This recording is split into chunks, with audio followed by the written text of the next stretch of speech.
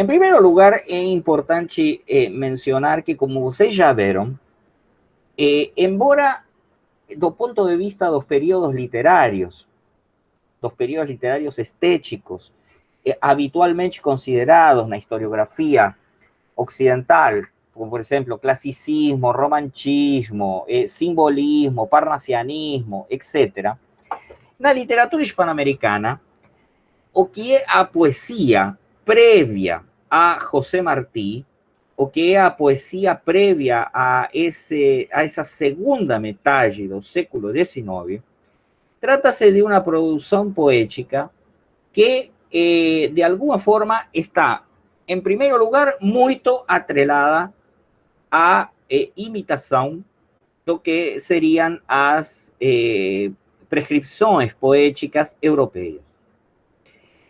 Talvez eu diria que o único momento no qual o gênero poético en Hispanoamérica consegue digamos, atingir um nível de independência, de autonomia e de integração em relação com a língua espanhola fora dessa segunda metade do século XIX, é o período que muitas vezes é denominado, assim como de uma forma muito geral, como se fosse uma caixa preta, o barroco. Ou seja, sabemos que na história da literatura hispano-americana é muito importante aquela época, como caracterizaria Maraval, o historiador Maraval. Ele caracteriza o barroco como uma época e não necessariamente como um período estético literário, ou seja, trabalha a ideia do barroco como uma coisa mais englobante, como uma série de práticas sociais, econômicas, políticas, mas também simbólicas, estéticas, vinculadas ao que seria um período assim mais ou menos definido entre meados ou começo do século XVII, tá? E mais ou menos aproximadamente princípios do século XVIII, talvez até meados do século XVIII. Como sempre, na América Hispânica, nesse sentido, trata-se de um período no qual os territórios que hoje pertencem às diferentes estados-nações de Hispanoamérica estaban subdivididos en vicerreinos y por tanto eran colonias da coroa de Castela, ou seja, em outras palavras, eram dependentes da Espanha. Porém, alguns desses vicerreinos, como por exemplo o vicerreino da Nova Espanha, que é o que hoje seria o México, alguns desses vicerreinos, como por exemplo o vicerreino do Peru, que tinha sua capital na cidade de Cusco, e precisamente esses vicerreinos, por dizer assim, herdeiros daquela opulência e daquela organização civilizatória prévia à chegada dos europeus, nesse sentido, os impérios Inca e o Império Azteca e Maia na América Central, eram regiões muito ricas e que obviamente, como está claro a través de diferentes autores, onde tem riqueza tem ócio. E onde tem ócio se precisa de diversão. E não tendo internet, Instagram, Netflix, nem nada disso, uma parte da diversão é sim fazer poesia. Então, o barroco é um momento muito especial da história da literatura hispano-americana, porque de alguma maneira é questionável do ponto de vista da autonomia ou da independência literária, na medida que os territórios e a própria ideia de poesia é completamente dependente do universo eurocêntrico. No entanto, também é verdade que grandes figuras, e eu diria que a figura que mais se destaca é a figura de Juana de Arbaje, ou seja, chamada e mais conhecida como Sor Juana Inés de la Cruz. Poesía barroca, os sonetos e os diversos metros cultos en una poética que, do ponto de vista da literatura española, claramente podría ser comparada con a poética culteranista de un Góngora, ou, em alguma medida, também com outros autores a partir do teatro, como Calderón de la Barca, Tirso de Molina, em algumas coisas o próprio Cervantes, né? Ou seja, em outras palavras, do ponto de vista da poesia, a importância do barroco é tal que acontece na literatura hispanoamericana algo parecido ao que pasa com a literatura brasileira, né? Do ponto de vista de Antonio Cándido, de alguma forma o barroco fica como uma espécie de pré-literatura, de forma pré-literária do que seria a literatura brasileira, e por isso é que em um livro muito famoso, Haroldo de Campos, o caso Gregorio de Matos, o sequestro do barroco na literatura brasileira, ele, Haroldo de Campos, recupera a catadura, por dizer assim, poética dos sonetos y das formas poéticas utilizadas, sobre todo en una región que en ese momento era capital de una parte muy rica de la colonia portuguesa, que era Salvador, y entonces coloca a Sor Juana Inés de la Cruz, a Gregorio de Matos, dentro do universo da poesia da literatura brasileira. No caso da literatura hispanoamericana, Sor Juana tem esse mesmo problema. Porém, nós vamos ver que a figura de Sor Juana vai ser recuperada precisamente a partir do modernismo. En especial, vamos ver que lentamente es recuperado a partir un poco de esa poesía medio alambicada o decadente do modernismo hispanoamericano. E, na verdade, a grande recuperação da figura de Sor Juana Inés de la Cruz vai ser com o trabalho de Octavio Paz, que é um dos grandes poetas da literatura hispanoamericana do século XX e prêmio Nobel também, o mexicano Octavio Paz. Isso que significa? Bom, significa que, curiosamente, quando nós trabalhemos um pouco algumas questões deste segundo bloco, nós vamos a observar que algunos poemas, como por ejemplo de Sor Juana Inés de la Cruz, que parecen tan longínquos desde el século XVII, de alguna forma están operando no interior do sistema poético hispanoamericano do século XX. Tá?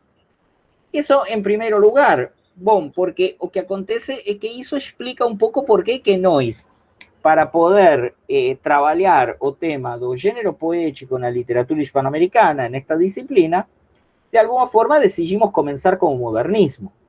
Em primeiro lugar, por isso que eu estava mencionando no começo, a ideia de que só a partir do modernismo, com a apropriação que começa a fazer José Martí, uma apropriação muito particular, muito inovadora do romantismo, quase que, na verdade, não seria uma apropriação, seria uma modificação ou uma inovação no modernismo, no romantismo, em José Martí, que vai derivar depois em uma apropriação, sim, mas também em uma adaptação e modificação própria das ideias simbolistas e parnasianistas, a partir de Rubén Darío, na Hispanoamérica. Por uma parte, nós podemos falar com propriedade de literatura hispanoamericana a partir de meados do século XIX. Tá?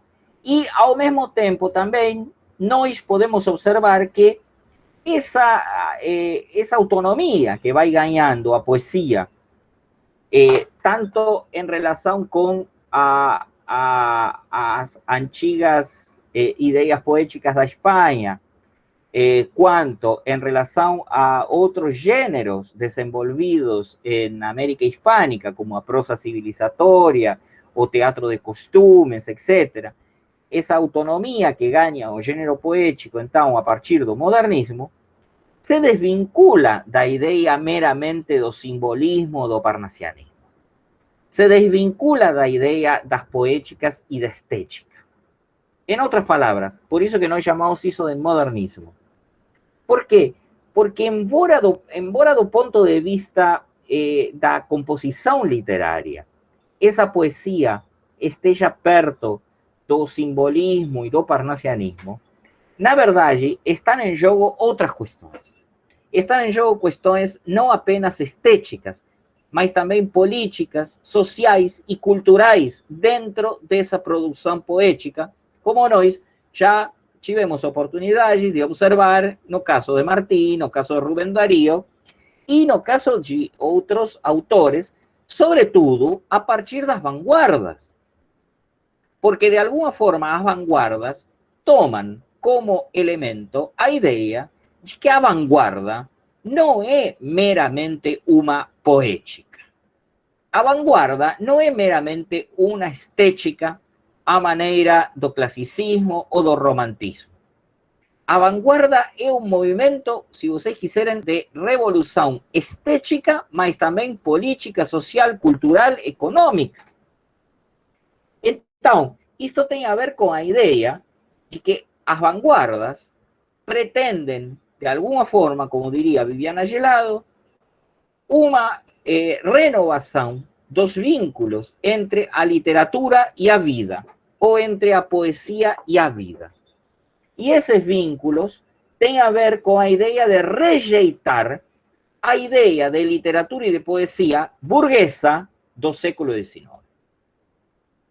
Portanto, nas vanguardas da América Hispánica, mais do que nunca, não está sendo rejeitada toda a história literária, como às vezes pode parecer por momentos quando vocês estudam algumas vanguardas europeias. Se ver hasta aqui, vai entender o que estou falando com o dadaísmo ou com o surrealismo, não tanto com o cubismo, mas sobretudo eu diria que com o dadaísmo e com o surrealismo, que são duas grandes vanguardas europeias, existe uma espécie de, e com o futurismo, logicamente, existe uma espécie de destruição total de tudo que é a história literária e a recuperação de apenas alguns personagens estranhos, ou se vocês quiserem esquisitos, ou que até a época eram marginais, como a religiosa portuguesa, ¿no? Ou como o Marquês de Sade, na literatura escrita em francês. Enfim, digamos que essa vontade rupturista das vanguardas europeias não é totalmente semelhante à ruptura que se propõe nas vanguardas de Hispanoamérica. Porque, de alguma forma, embora na retórica das vanguardas exista esta ideia de quebrar com a literatura do museu, quebrar com a literatura da academia, ou como diria Vicente Huidobro, o pior inimigo do poema é a poesia, perdão, o pior inimigo da poesia é o poema, no sentido de que Huidobro dizia que quando você queria criar poesia, o pior que podia fazer era imitar os poemas, que seriam meramente composições formais de escrita. Então, esta vontade de ruptura das vanguardas em Hispanoamérica, de alguma forma, son una vontade de ruptura, mas não com toda a tradição literária hispanoamericana, mas sobretudo com a tradição literária hispanoamericana construída no século XIX. Ou seja, final do século XVIII, começo do século XIX, o classicismo. Primeira metade do século XIX, o romantismo. Atrás disso, no entanto, existe esse barroco de Sor Juana Inés de la Cruz, ese barroco de Sigüenza y Góngora, ese barroco que também se manifesta muito particularmente nas artes plásticas e na arquitetura. E então, aí é nós onde observamos que esse prazer pelo barroco que já tinham os modernistas é compartilhado pelos vanguardistas. Na medida em que os vanguardistas rejeitam totalmente a tradição literária do século XIX, mas recuperam essa tradição mais antiga do barroco, como um momento inicial da poesia hispanoamericana. E esta recuperação do barroco tem a ver, sim, com uma posição política e cultural tanto do modernismo quanto das vanguardas. Uma posição que reconhece uma diferença cultural, uma alteridade cultural, no que é a produção literária e estética de Hispanoamérica. Uma diferença que se manifesta, começa a se manifestar de maneira muito evidente já em relação com o que é a poesia na Espanha, que a poesia na Espanha vai seguir uma tradição claramente de literatura espanhola que remonta à Idade Média, e eu quase diria até a Antiguidade Clássica. O importante disto é ter em conta o seguinte: falar em poesia e, sobretudo, analisar o gênero poético en nosso campo das literaturas hispanoamericanas não é meramente uma questão formal. Ou seja, existe um equívoco e eu quase que diria um erro assim bastante grave que surge um pouco da banalização da literatura, às vezes no ensino médio, às vezes até mesmo na graduação, de que analisar um poema é analisar metáforas. Analisar um poema é analisar imagens e, sobretudo, e principalmente, contar sílabas, ver rima, ver ritmos e tudo isso. Não estou dizendo que não seja isso. Esse análise mais formalista, se vocês quiserem, é um análise necessário, porque o discurso poético é um discurso muito particular. De fato, se vocês lembram algumas coisas de teoria literária, e sobretudo dos formalistas russos, vão ver que quando os formalistas russos pensam na ideia de discurso poético, o que estão pensando é na ideia de um discurso que de alguma forma cria um estranhamento ou o que seria uma transliteração mais ou menos do vocábulo em russo, que seria ostranenie. A literatura e o discurso poético criam um estranhamento que diferencia a linguagem poética do que a linguagem do cotidiano. Em outras palavras, o motor da linguagem poética é a destruição dos lugares comuns, a destruição do que seria mais ossificado da linguagem. Esta ideia dos formalistas russos sobre o que é a linguagem poética tem a ver não apenas com o que nós chamaríamos de significados denotativos da linguagem. Vocês sabem que podemos dividir os significados da linguagem em denotativos e conotativos. Ou seja, aqueles que falam de uma forma literal e aqueles que evocam indiretamente outras questões. No entanto, eu diria que a possibilidade conotativa da linguagem é visível e é útil em toda análise literária. Porém, quando nós falamos em gênero poético, estamos falando de uma conotação que vai muito além do que seria esse binômio sussoriano de significado e significante, ou, se vocês quiserem, da significação de Peirce, ou, se vocês quiserem, de qualquer tipo de significação que possa ter algum vínculo com o referente. E o que estou dizendo com isso?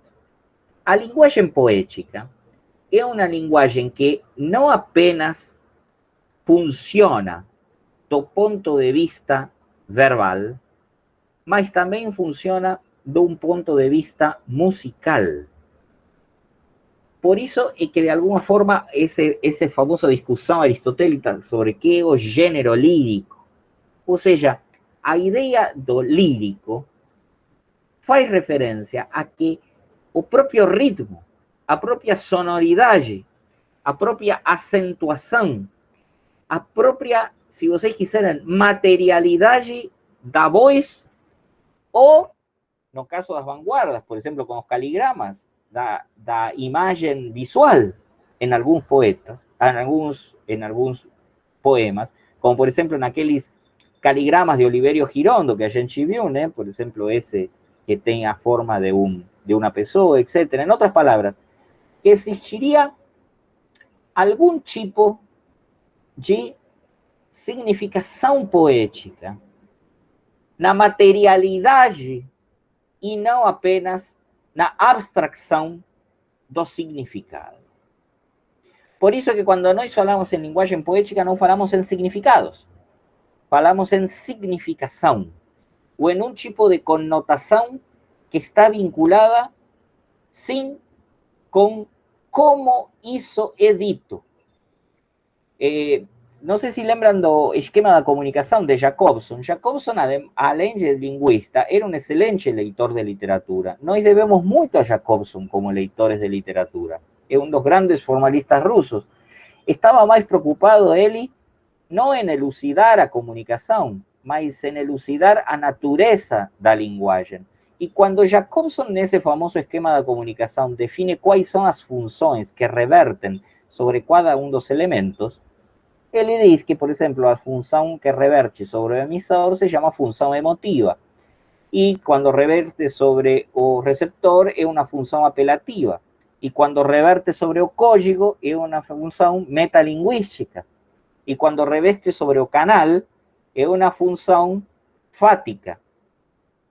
E assigna o nome de função poética quando a mensagem se vira sobre si própria. Em outras palavras, quando tão importante quanto a forma é o conteúdo, ou, melhor dizendo, talvez, quando conteúdo e forma são indiscerníveis. Em outras palavras, quando a mensagem não pode ser separada em emissor, receptor, canal, código e nada. Quando a mensagem, de alguma forma, se torna imanente, se vocês quiserem usar um termo da filosofia, se torna uma unidade em si mesma, que não pode ser referencializada. E isso que torna tão difícil uma análise poética, né? Porque precisamente analisar é separar em partes. Então, de alguma forma, uma coisa é o efeito poético e outra coisa é a análise poética. O efeito poético, a sensibilidade poética provavelmente não pode ser explicada em sua totalidade. O que talvez nós podemos tentar é entender como é que funcionam os aspectos filológicos e retóricos de como se constrói esse artefacto criativo, poético, que nós costumamos chamar de gênero de poesia ou de gênero poético. Tá? Eu diria o seguinte, vejam bem que uma das coisas mais interessantes da literatura que começa no final do século XIX é precisamente esta ideia de que o discurso poético não é apenas um gênero literário. Que de alguma forma, para você ter um discurso poético e para poder denominar de poesia alguma coisa, não precisa seguir as regras de um gênero literário. Ou, em outras palavras, não precisa escrever em verso. Porque o importante não é nem o verso, nem a rima, nem a métrica, mas o ritmo. E que, portanto, pode existir ritmo poético, também na prosa. A poesia, a partir do final do século XIX, não renega nem da métrica, nem da rima, e também não está rejeitando necessariamente a melodia. Porém, o único elemento, talvez o elemento primordial, irreductível, que não é possível de eliminar na linguagem poética é o batimento. Vocês podem chamar isso de acentuação, mas não é necessariamente acentuação. É um ritmo, uma recorrência. y una variación también. Porque se trata de identificar a recurrencia en relación con cómo se diferencia esa recurrencia de una nueva recurrencia. Eso que llamamos variación. Esto está bastante bien explicado en un texto que yo sugiero que vocês peçam para leer o lean, vinculado a teoría literaria, que se llama Repetición y Diferencia, de Gilles Deleuze. Seja como for, no es apenas una idea filosófica. Es la idea de que, como decían los antropólogos, y probablemente como decía Claude Lévi-Strauss, un dos mayores antropólogos do século XX, a música é o maior misterio da humanidade. A música no es a melodía, no es a acentuación.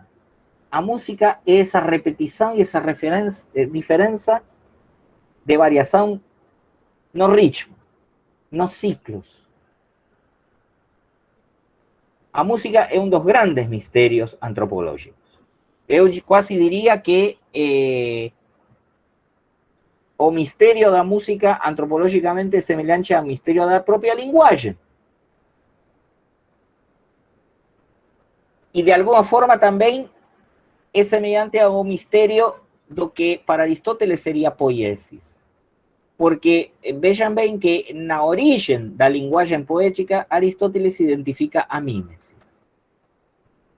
Y cuando decimos mímesis, no estamos diciendo imitación apenas de una forma. Estamos diciendo a imitación de todo o que es posible de ser plasmado a través da palabra, da linguagem, das diversas linguagens y da vida humana. Nós, como seres humanos, antropológicamente somos seres de imitación. Imitamos, por decir así, por naturaleza, si es que for posible. Só que esa imitación no es igual siempre. Nessa imitação, nessa repetição, existe a diferença. E nessa diferença é que existe a variação e a história. E nessa diferença é que existe a diversidade da vida humana e também da vida poética e de utilização da linguagem. Então, vejam bem que, de alguma forma, a linguagem poética está atingindo um lugar que es bastante diferente de lo que podría ser considerado una linguagem narrativa, una linguagem de un texto dramático o una linguagem de un ensayo. Y obviamente de cualquier linguagem informativa o científica o de cualquier discurso argumentativo. A poesía, en general, es un poco una incógnita que debe ser definida permanentemente.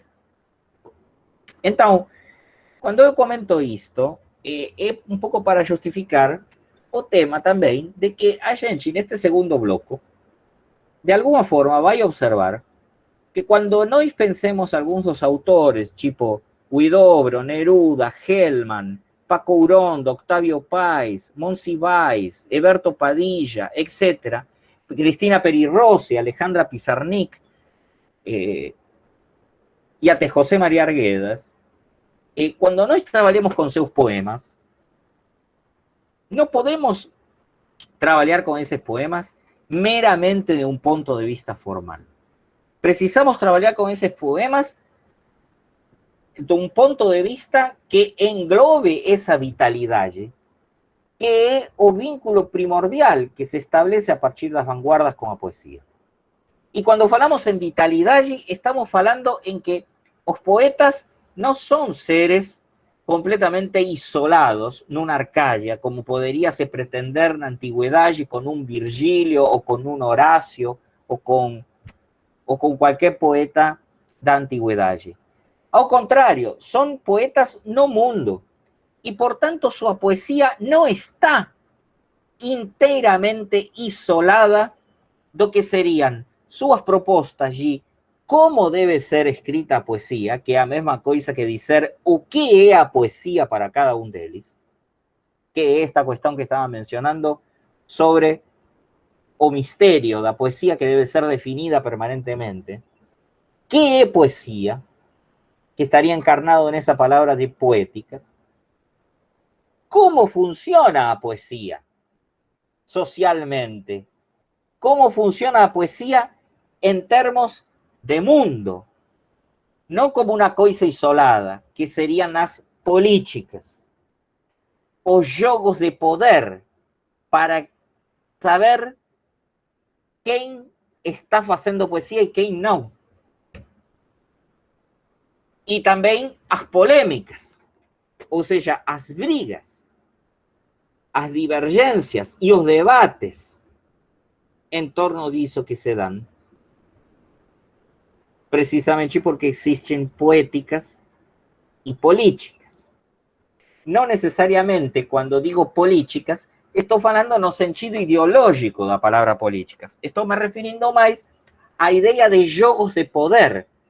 Vean bien que a linguagem presupone a idea de verdade. Ou seja, na linguagem, o simple fato de enunciar presupõe que eu estou construindo uma verdade. Que essa verdade seja construída, como diria Nietzsche, não significa que seja inexistente. Algumas pessoas que não entendem muito de Nietzsche, na metáfora de Nietzsche sobre que a verdade é como uma cebola, ou seja, que eu pego a linguagem e começo a tirar as capas da cebola e no final não fica nada, observan un relativismo absoluto, o cual es un error. Que a verdade seja relativa não significa que a verdade não exista. A verdade existe. É construída. E precisamente se constrói a través de um jogo de micropoderes, nos quais a palavra participa. E a linguagem poética, embora possa parecer uma coisa tão abstracta e dedicada à arte, é provavelmente o núcleo basal de poiesis, ou seja, criação através da linguagem. Isso significa que é por isso que é tão importante para Platão na República eliminar os poetas da República. Porque para Platão a verdade existe, independentemente da linguagem. E os que criam a linguagem, a verdade com a linguagem, são os poetas. Então, esta diferencia es importante de levar en conta. No estamos pensando en analizar poemas meramente transpondo conceitos da sociologia, ou da história, ou da geografia, ou da antropologia ao poema. É ao contrário. É ver como a linguagem poética, de alguma forma, pré-anuncia, cria os precursores dessas outras linguagens.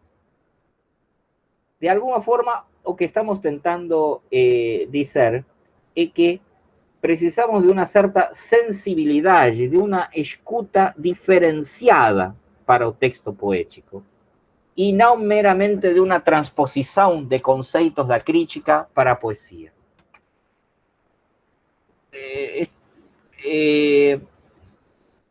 Essa escuta diferenciada, eu quase que diria, é o que faz, talvez a razão principal que faz a recuperação do barroco no século XX para os poetas, entende?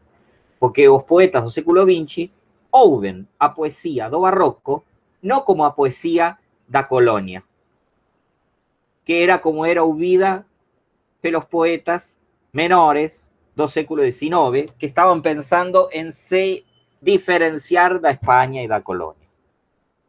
Onde os poetas do século XIX leem história, os poetas do século XX leem poiesis, criação. A literatura e a poesia do século XX não é a histórica. Pressupõe a temporalidade e a história. Só que rejeita a historiografia cronológica clássica do século XIX. presupõe uma temporalidade histórica de ciclos ou de etapas que não são correlativas, mas que podem ser puladas como numa máquina do tempo, porque de fato a linguagem para a poesia do século XX é uma máquina criadora do tempo. Vou colocar isto em outras palavras. Se o problema de entender a poesia é um problema de sensibilidade, mas também é um problema de jogos de poder, poéticas e políticas, e também é um problema de debates polêmicas em torno de como é que se cria, em outras palavras, como é que se constrói verdade. Então, é possível dizer que, com uma palavra um pouco antiga, o problema da poesia é um problema basicamente de retórica. Una retórica particular, una retórica que está un poco a medio camino entre o filósofo e o sofista. Quando nós pensamos na importância da linguagem deste ponto de vista, observamos que quando nós temos culturas ancoradas na oralidade e culturas ancoradas na escrita, o conflito cultural entre esos dois elementos pode ser extremamente problemático. Para um pouco contextualizar esse problema em Hispanoamérica, eu propus a leitura de esses textos de Ángel Rama, La Ciudad Letrada, que propus um pouco como, se vocês quiserem, como bibliografia complementária, mas também como um livro que eu recomendo enfaticamente que vocês podem ir lendo ao longo, talvez, de ese curso y también los próximos cursos, porque es un libro que trabaja precisamente eso. Cómo es que de alguna forma se da ese conflicto entre los que saben leer y escribir y los que no quieren saber leer y escribir, o, en otras palabras, que tienen una cultura ancorada en la oralidad. Na medida en que falar en poemas y leer poemas implica sensibilidad, mas también implica un problema de luta de poderes, é que nós não podemos separar o poema como se fosse uma espécie de estrela distante que não toca o barro que toca nossos pés, porque o poema está próximo de nós, na medida em que o poema está vinculado à nossa cultura e à nossa sociedade, mas não como uma espécie de exemplo de outras coisas, mas como um elemento que está funcionando dentro da cultura de forma criativa. Às vezes, eu tenho a sensação de que as pessoas que estudamos literatura, algumas pessoas que estudam literatura, não valoram suficientemente a literatura. Porque em vez de pensar desde o poema, ou seja, em vez de pensar com o poema e a partir do poema, pensam com a antropologia, pensam com a história, pensam com a sociologia e simplesmente se aproveitam do poema. Ou seja, em vez de pensar em como o poema gera pensamento, eles vão procurar pensamento em outros lugares. Na história, na antropologia, na sociologia, etc. E então depois, essas coisas que eles pensaram lá, trazem para o poema e abafam o poema. Ou, como diria Todorov, não ouvem o poema. Não ouvem a singularidade do discurso poético. Em outras palavras, leem no poema o que querem ler. Leem no poema aquelas coisas que já sabem. Quando o mais interessante, e eu diria a única opção possível para nós dar uma dimensão correta ao que nosso estudo, é ler no poema aquilo que a gente não sabe. Ou seja, tentar que o poema fale coisas que nós não sabemos de outros lugares, como o poema fala por si próprio. Ou, se vocês quiserem, como o poema fala da linguagem em si própria. Y cuando se fala de lenguaje en sí propia, también se está falando, obviamente, de cultura, historia, política y todo eso. Mas o caminho é inverso. É por isso também que é importante o texto de Viviana Gelado. Porque Viviana Gelado propõe uma leitura das vanguardas que é diferente da de Franco e que é diferente, eu diria, me atreveria a dizer, de 90% das leituras que existem sobre as vanguardas, incluída a de Jorge Schwartz, incluída a de Berani. Porque Viviana Gelado, o que lee nas vanguardas, não é um problema estético, nem um problema político. O que Viviana Gelado lee nas vanguardas é um discurso cultural. En otras palabras, que na América Latina, mais do que en qualquer outra parte da literatura onde se possam dar dado as vanguardas, na América Latina, o problema da linguagem é, sobretudo, um problema cultural. E dessa forma, o discurso das vanguardas em torno da poética vanguardista e da linguagem é também um discurso sobre a construção de uma cultura, a modificação de uma cultura e talvez a invenção do que nós hoje chamamos de América Latina ou de Hispanoamérica.